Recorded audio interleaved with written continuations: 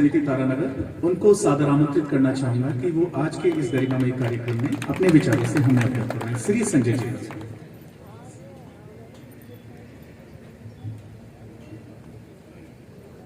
आज Lord school Taranagar के प्रांगण में स्कूल शिक्षा परिवार ब्लॉक तारानगर के इस शानदार और गरिमामय प्रोग्राम के मुख्य अतिथि माननीय श्री नरेंद्र जी बुढ़ानिया साहब, जिनके नाम से पहले बहुत सारी संज्ञाएं ली जा सकती हैं, लेकिन चूंकि हम आज शिक्षकों के प्रोग्राम में हैं, तो मैं ये बताना चाहूंगा कि एक क्षेत्र में शिक्षा के रूप में विकास पुरुष हमारे विधायक जी कार्यक्रम में तारानगर नगर पालिका की प्रथम महिला माननीय श्री प्रियंका जी, कार्यक्रम की स्कूल शिक्षा परिवार के प्रदेश अध्यक्ष अनिल जी शर्मा साहब, कार्यक्रम की अध्यक्षता कर रहे प्रजापत जी और चूरू जिला प्रभारी बलवान जी तेतरवाल, सम्मानित मंच एवं सामने उपस्थित तारानगर ब्लॉक के पूरे क्षेत्र को में जहां सरकार नहीं पहुंच पाती उन गांव और गलियों में शिक्षा का अलग जगाने वाले हमारे प्राइवेट स्कूलों के मुखिया, शिक्षक और शिक्षिकाएं और खासतौर से राठौड़ साहब की के बढ़िया उद्घोषक के लिए भी मैं इनको याद करना चाहूंगा। अनिल जी ने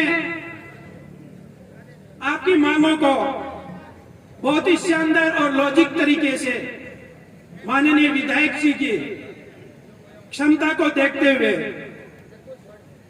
इनको आकर्षित करने के लिए इनके सामने रखी है। मैं इनकी कार्यशैली और जो तुलनात्मक अध्ययन डाटाओं का इन्होंने किया है उसके लिए धन्यवाद देना चाहूंगा कि यदि इनकी मीटिंग माननीय विधायक जी के नेतृत्व में सीएम साहब या सक्षम व्यक्ति के साथ होती है तो मुझे पूर्ण विश्वास है कि इनमें से प्रत्येक नहीं तो कुछ मांगों जरूर स्वीकार की जाएगी। आप लोगों ने कोविड के टाइम में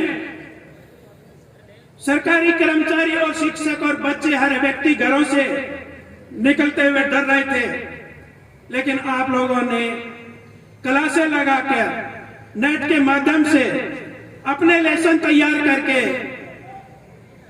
शिक्षा में किसी प्रकार का इस क्षेत्र के अंदर विराम नहीं आने दिया। इसके लिए मैं आप सभी को पूरे क्षेत्र की तरफ से धन्यवाद और आभार व्यक्त करना चाहूंगा। अनिल जी, तारानगर में आपने देखा होगा कि एक नाम आया था एलन का। हमें यह देखना पड़ेगा कि जब ये इंडिया की सर्वोच्च कोचिंग संस्थाओं में से एक है जो जिसका मुख्यालय कोटा और वो वहां से चलकर जयपुर आई और जयपुर से चलकर सीकर आई, तो सीकर से सीधा तारानगर क्यों आई? लगभग 3 या 4 आदमी एलन कोचिंग के यहां पर दिखाई दे रहे हैं और स्टेज पर भी उनका नाम लिया गया। तो प्रश्न ये उठता है कि सीकर के बाद में और जिला हेडक्वार्टर भी रास्ते में आते हैं, लेकिन इस छोटे से पुराने रीणी और आज के तारानगर, जिसको तारानगर शहर बनाने में और गांव में लहलाती फसलें लाने के लिए विधायक जी ने जिस प्रकार का प्रयास किया है, वो चीजें यहाँ क्यों आई? एक असंभव नाम है इस गांव जैसे कस्बे में क्यों आया? आपने प्रांत लेवल की समस्याएं उठाई हैं, लेकिन ये सभी संभव हुआ है एक ऐसी शिक्षण संस्था यहाँ पर उस क्षेत्र में आती है जहां पर शहर के अंदर शांति व्यवस्था है। जब यहाँ पर तारानगर से बाहर के 10,000 बच्चे अपनी शिक्षा प्राप्त करने के लिए आते हैं तो पेरेंट्स ये देखते हैं कि उस क्षेत्र में हमारे बच्चे सुरक्षित हैं या नहीं है। निश्चित रूप से एलन ने, अन्य शिक्षण संस्थाओं ने और उन बच्चों के पेरेंट्स ने ये देखा है कि तारानगर एक ऐसा कस्बा, एक ऐसा क्षेत्र है और उसमें एक प्रतिनिधित्व करने वाला एक ऐसा व्यक्ति है जो इस पूरे क्षेत्र में गत 4 सालों के अंदर शांति व्यवस्था कायम की है। तारानगर के शहर की गलियों में जब बच्चे निकलेंगे तो उनकी तरफ कोई भी असामाजिक तत्व, चाहे वो शहर का हो चाहे वो बाहर का हो, आंख उठाकर देखने वाला नहीं होगा। यदि किसी ने हिम्मत की है तो हमारे विधायक जी के नेतृत्व में यहाँ की कानून व्यवस्था इस प्रकार की है कि वो दोबारा उस गली और मोहल्ले में आने की हिम्मत नहीं कर पाएगा। ये तथ्य इस बात से प्रमाणित होता है कि गत 4 वर्षों के अंदर यहाँ पर ऐसी कोई घटनाएं, ऐसा कोई आपराधिक प्रतिवेदन थानों के अंदर दर्ज नहीं हुआ है। कोविड के बाद में यहाँ पर लगातार शिक्षण संस्थाओं, प्राइवेट शिक्षण संस्थाएं अपना वर्चस्व कायम करने की ओर जा रही हैं। आप देखेंगे कि आपकी शिक्षण संस्थाएं जहां भी हैं, वो चाहे छोटा गांव हो, बड़ा गांव हो, चाहे शहर हो, उसमें उस गांव के संपन्न पेरेंट्स अपने बच्चों को भेजते हैं। उस क्षेत्र की संपन्नता ये प्रदर्शित करती है, ये की वजह से आपका बिजनेस बढ़ता है। आप एक बिजनेसमैन भी हो, आप एक शिक्षक भी हो, लेकिन सेवा भाव कार्य के माध्यम से आप शिक्षा के साथ भी व्यापार करते हो।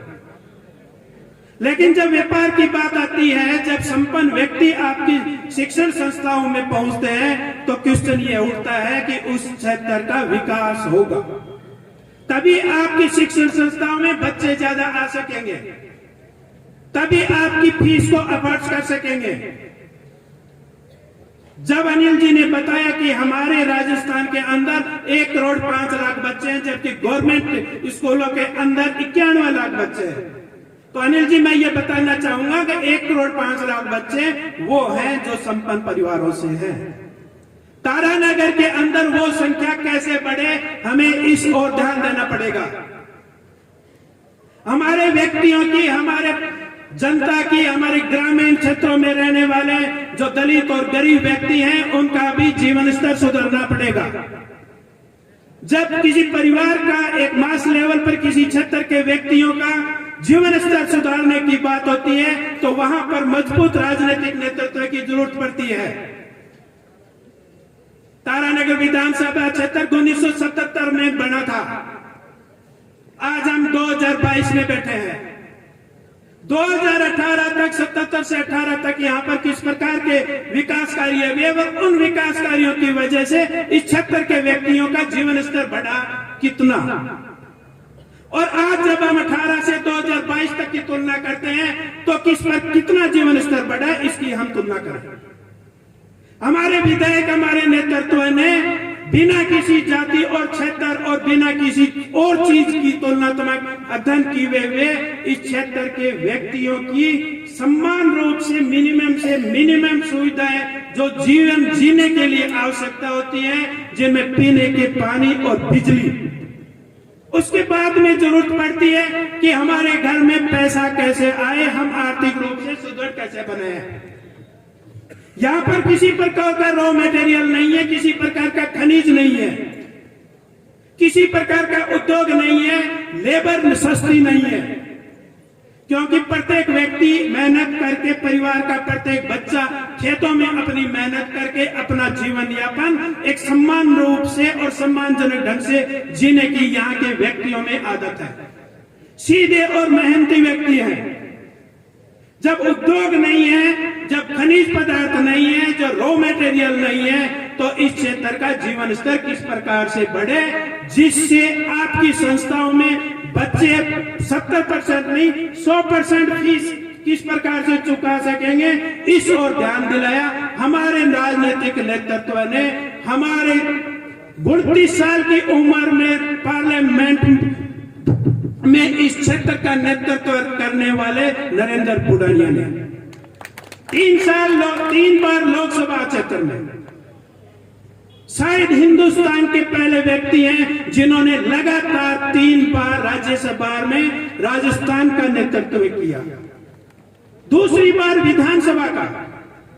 इतना शानदार और अनुभवी व्यक्ति जब तारानगर में आए, आपने उनको अपना प्रतिनिधि चुना, तो इनके दिमाग में एक समस्या मुंह आई खड़ी थी कि जब मैं फील्ड के अंदर इस क्षेत्र के लोगों ने मुझे शानदार तरीके से अपना प्रतिनिधि चुना, तो मैं इस क्षेत्र के व्यक्तियों का जीवन स्तर किस प्रकार से और बढ़ाऊं। पीछे मैंने बताया किसी प्रकार का कोई समाधान नहीं था, कोई ऐसी चीज नहीं दिख रही थी। यहां की एक बड़ी समस्या थी नहर की। किसान तड़प रहे थे। 2003 के गठसाना आंदोलन में इस क्षेत्र को सिंचित से होने से वंचित, राजनीतिक रूप से कमजोर राजनीतिक नेतृत्व की वजह से किया गया। यदि 2003 में ये नहर आई होती थी और आज जब सभी सड़कों को क्रॉस करते हैं तो दोनों तरफ पक्की नहर और नाले, उसमें पानी भरा हुआ दिखाई दे रहा है। इन्होंने 2018 के पहले बजट में माननीय मुख्यमंत्री राजस्थान सरकार के मुखिया अशोक जी गहलोत से पहले बजट में यहां के व्यक्तियों का जीवन स्तर बढ़ाने का मात्र एक ही रास्ता था, इस क्षेत्र की कृषि भूमि को सिंचित कृषि भूमि बनाया जाए। पहले बजट में 20,000 एकड़ जमीन सिंचित करने की घोषणा की गई। आप सभी प्रबुद्ध और कैलकुलेटिव और मैथमेटिक्स के व्यक्ति हैं, मैं आपको बता दूं 20,000 एकड़ जमीन का मतलब होता है 80,000 बीघा जमीन।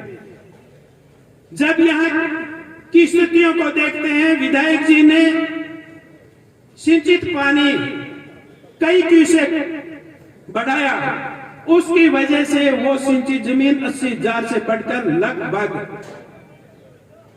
प्रैक्टिकली रूप से 1.25 लाख के बीघा के आसपास पहुंचती है।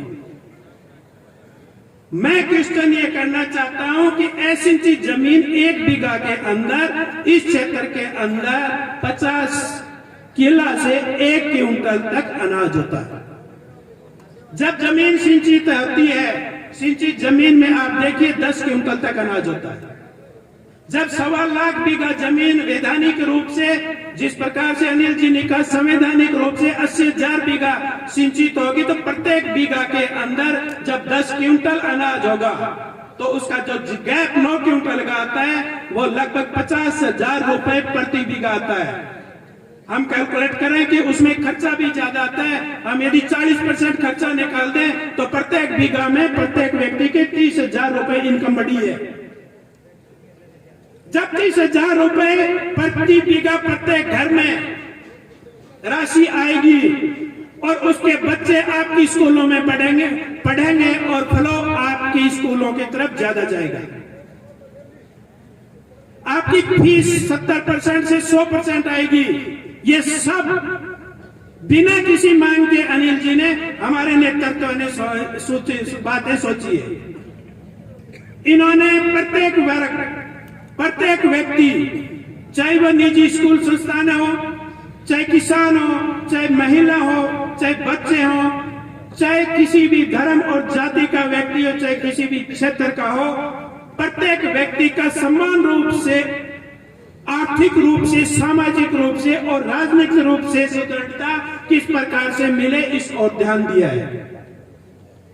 तो और क्षेत्रों का मुझे पता नहीं, लेकिन तारानगर विधानसभा क्षेत्र में आने वाली आपकी स्कूल, जो तारानगर तहसील में 52 स्कूलें चल रही हैं, उसमें लगभग शायद जो भी बच्चे पढ़ रहे हैं उनको आर्थिक संबलता हमारे विधायक नरेंद्र जी बुडानिया द्वारा प्रत्यक्ष एवं अप्रत्यक्ष रूप से उन्हें पहुंचाई गई है। रही बात आपकी मांगों की, वो बात राज्य स्तर तक की है, वो बात स्वयं विधायक जी आपको बताएंगे। मैं इसी के साथ मेरे शब्दों को विराम देता हूं। जय हिंद, जय भारत, जय शिक्षक।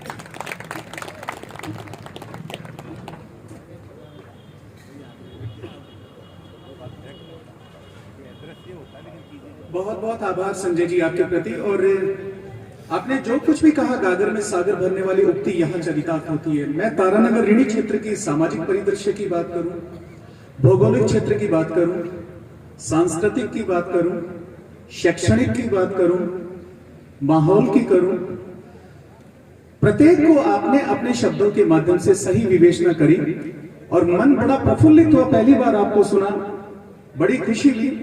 और निश्चित रूप से आपकी एक छोटी सी बात जो आपने कही है मंच के माध्यम से, कि बेशक सारी मांगे भले ही न मानी जाए, लेकिन कुछ मांगे यदि मान ली जाती है तो